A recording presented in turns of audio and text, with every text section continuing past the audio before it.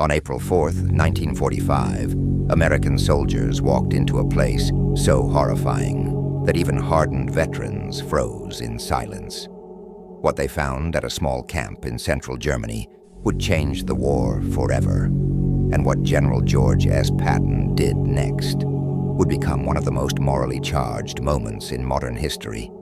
He didn't just want justice, he wanted witnesses.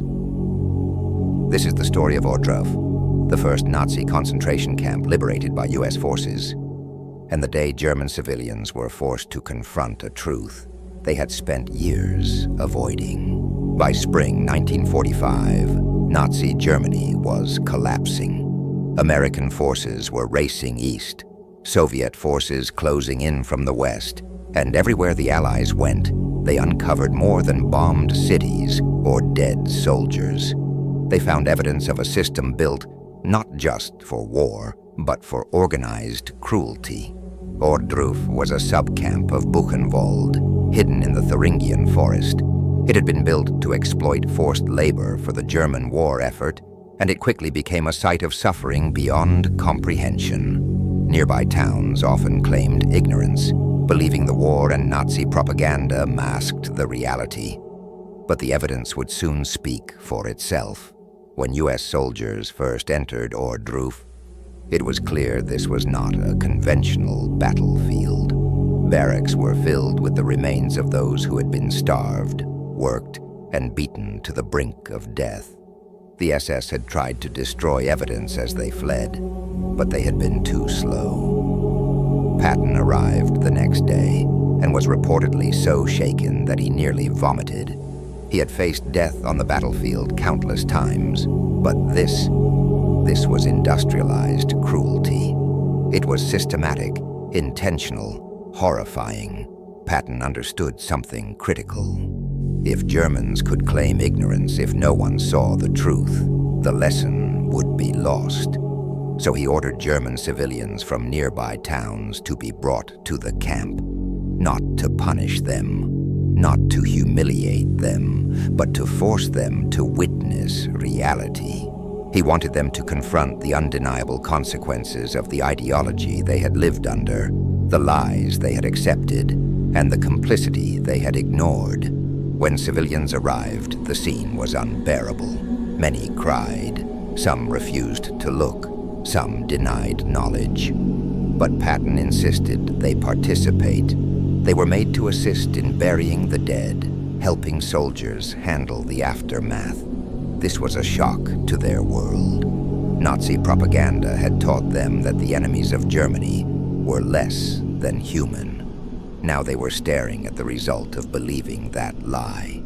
And for many, the psychological impact would last a lifetime. For American soldiers, Ohrdruf was a defining moment. Many had joined the war for patriotism, for duty, for revenge after Pearl Harbor. But Ohrdruf gave them clarity. They were not just fighting an army.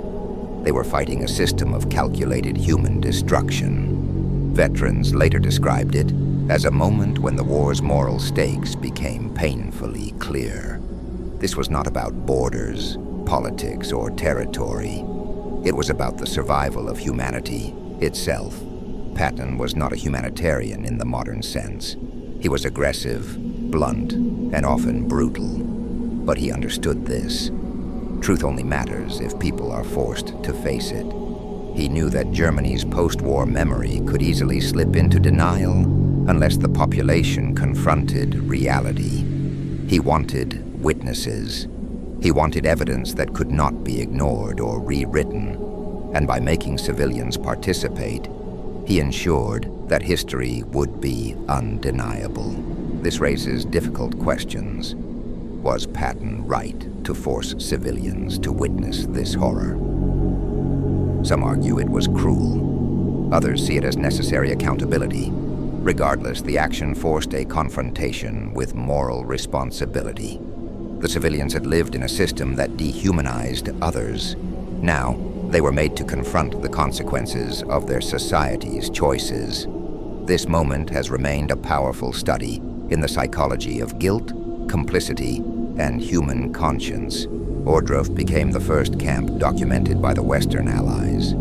The testimonies, photographs, and reports gathered there were used to bring Nazi leaders to justice. The forced civilian visits created witnesses who could no longer claim ignorance. Patton's order ensured that the truth was recorded, undeniable, and personal. This was one of the first times an entire nation was forced to face its own role in a crime of this scale.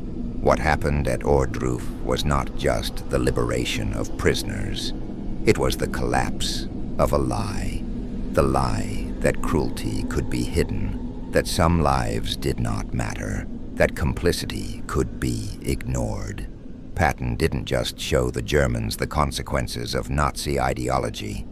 He showed the world that truth must be confronted, even if it is painful, even if it shatters comfort and denial.